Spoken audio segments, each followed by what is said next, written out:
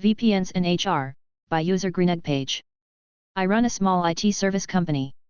Before I burned out and drastically scaled back my customer base, I had a very large medical practice as a customer, multiple sites, multiple doctors, multiple lack of communications.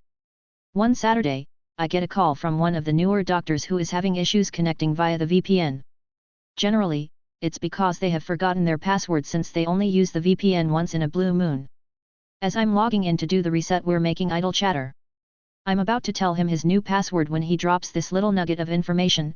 Yeah, I'm down in city on the other side of the state, and I work for the hospital here and need a patient's images, but customer hasn't sent them yet.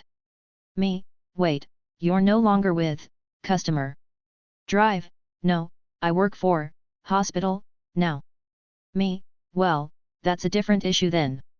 I can't allow you access to their system. I'm locking your account and disabling all access. Have a nice day, doc. And then on Monday I had a conversation with HR about why they needed to let me know when personnel depart the company, because they almost had a HIPAA violation on their hands. Mark pulled the plug on the Exchange server during updates, by user Oenkai Confidence. I wonder if I've ever shared the story of when Mark, the owner, pulled the plug on the Exchange server during updates. This story really happened. Back in 2011, Mark owned a decently sized finance operation and often worked odd hours. He was in the office very early one morning, around 3 a.m. At the time, the company had a physical Exchange 2010 server running Windows Server 2008 R2 with a monthly maintenance window on the second or third Thursday at 3 a.m. or whenever it was. Mark didn't trust virtualization and never approved any of our recommendations either, as if he was some sort of subject matter expert on IT.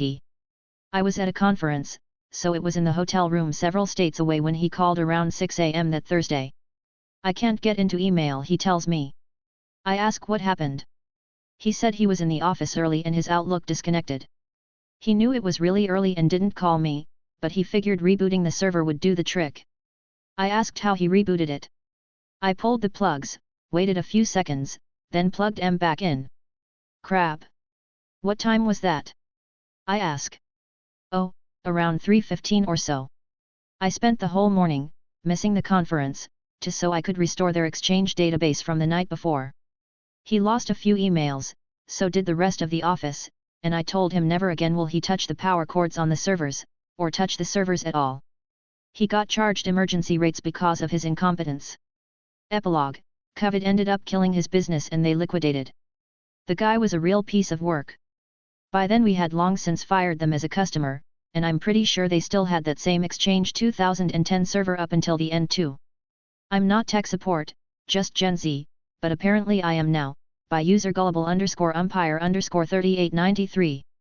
So at my company, we have this internal app that everyone uses to access and store data. Nothing fancy, just download it once, open it, and you're good to go. Or so I thought. I had a couple people complaining about a plethora of things in regard to their computers. As I did my rounds, I noticed that half the company has been going to the download page every single time they want to use it, downloading the .exe, running the installer, reinstalling the entire app just to open it. Like clockwork. Every single time. When I explained that you only need to install it once and then open it from the desktop, they looked at me like I'd just invented fire. I'm not tech support, I'm just Gen Z with basic computer literacy. But apparently that makes me the company's new IT department now. Local computer repair rip-off attempt, by user Bing Libong Libangli. This happened about 8 years ago. I was moonlighting from the day job of programming/sysadmin by fixing people's stuff in the evenings.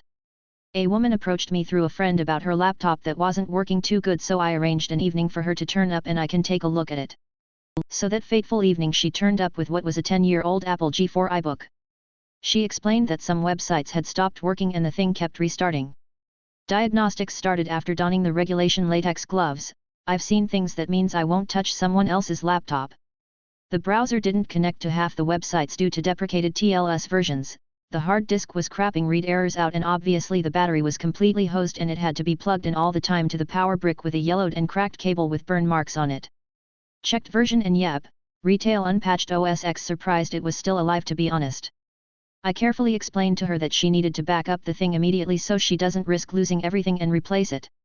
There was no hope really, it wasn't worth fixing it. This did not go down well. She knew better. I've had this for so long, I'm sure it's fine if we just fix the issues. After some attempts to persuade her otherwise, I was unsuccessful. So she left, with the laptop, and I forgot about it. A month later I get a phone call and she's really angry and demanding that I see it again. I was quite frankly out of cash, so I figured how bad could it be and said yeah, okay, bring it over. She turned up again, but this time it was completely dead. As in no sign of life. I checked the power supply with a multimeter, all good.